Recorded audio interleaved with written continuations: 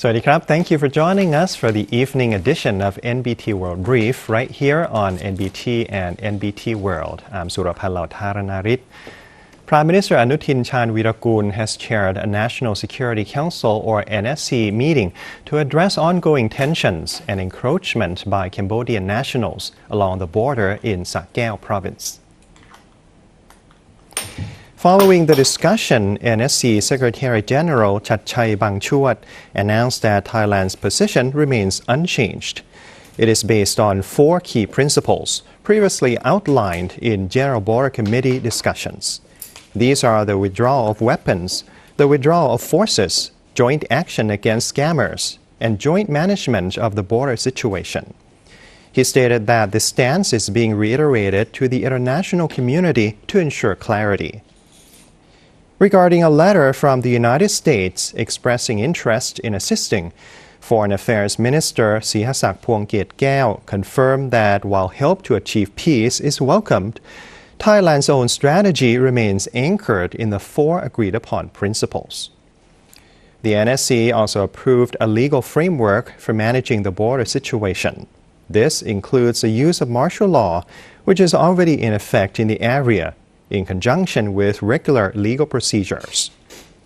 The approved plan was specifically developed to be in accordance with international law and human rights principles, reinforcing Thailand's commitment to a legitimate and principled defensive posture. The Federation of Thai Industries, or FTI, is hosting its 20th annual Energy Symposium to address strategies for sustainability amid growing global and domestic economic uncertainties.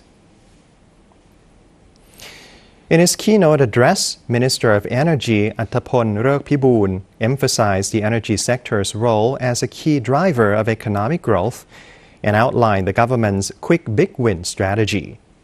The 4-month plan aims to address rising living costs by promoting solar energy adoption while accelerating the country's transition to a low-carbon society to meet its net zero target by 2050. The strategy includes several key projects to promote solar power among the public. These feature community solar farms selling low-cost electricity to locals, the installation of solar-powered water pumps for farmers, and a new tax incentive allowing households to claim deductions of up to 200,000 baht for installing solar panels. To support the industrial sector, the government is also strengthening energy infrastructure with a focus on developing direct power purchase agreements, or PPAs, which are set to be completed in the next 4 months. The ministry projects that the Quick Big Win measures will stimulate the economy by over 700 billion baht, create more than 16,000 jobs, and reduce carbon dioxide emissions by over 10 million tons annually. The Thai Industrial Hemp Trade Association is collaborating with NCC exhibition organizer to host the Asia International Hemp Expo and Forum 2025, which is set to be the largest exhibition and innovation forum on hemp, cannabis, and kratom in Asia.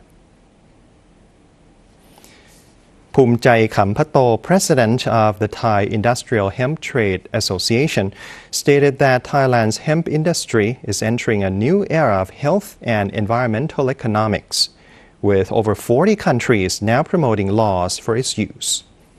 He highlighted Thailand's high potential as a regional production hub, supported by clear legal frameworks from the Ministry of Public Health. This has contributed to a retail value for herbal products reaching 44.8 billion baht in 2024, a 7% increase, reflecting a growing consumer preference for natural products. The expo will feature several key highlights, including a showcase of hemp flowers from certified farms, presentations on hemp technology, and the launch of kratom into the expanding global wellness and functional food market.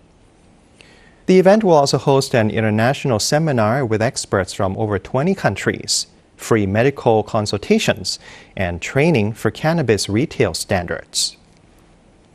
The Asia International Hemp Expo and Forum 2025 will be held from November 5th to 7th at the Queen Sirikit National Convention Center and is expected to attract over 10,000 visitors from around the world.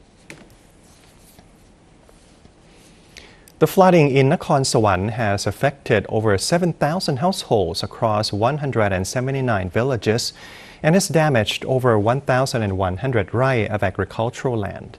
Local officials and government agencies are working together to manage the water situation and maintain continuous monitoring. Deputy Prime Minister and Minister of Agriculture and Cooperatives Thamanat Promphao recently visited Nakhon SAWAN to assess the impact of ongoing flooding, which has affected 6 districts in the province. He distributed over 1,700 relief packages to residents in the hardest hit areas and provided royally supplied animal feed to farmers who are also struggling with low rice prices. In response to the high water volume in the Nan River, the minister has instructed the Royal Irrigation Department to boost water drainage and reduce the discharge from Sirikit Dam. In neighboring Chiang Mai, the Thai Red Cross distributed 413 relief kits to residents in Phang District, where flash floods and mountain runoff have impacted over 2,300 households and damaged more than 1,200 rai of farmland. There have been no reports of injuries or fatalities in the area. In rebel-held territories of Myanmar, the threat of military airstrikes has forced education into underground bunkers. One such subterranean school was founded in June after a junta strike obliterated a nearby school, killing at least 20 pupils and 2 teachers. Conflict monitors report that the military junta has increased airstrikes every year since the 2021 coup, as it battles guerrilla factions opposed to its rule. The junta, equipped with jets from China and Russia, has escalated its aerial campaign against rebel forces who lack air defenses.